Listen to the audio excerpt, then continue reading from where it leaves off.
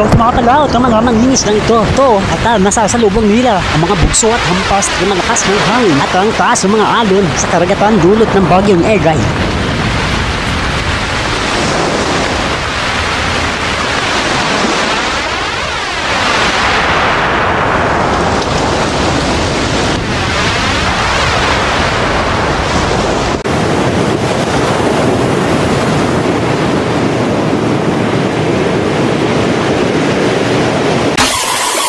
Big Daddy. Subscribe.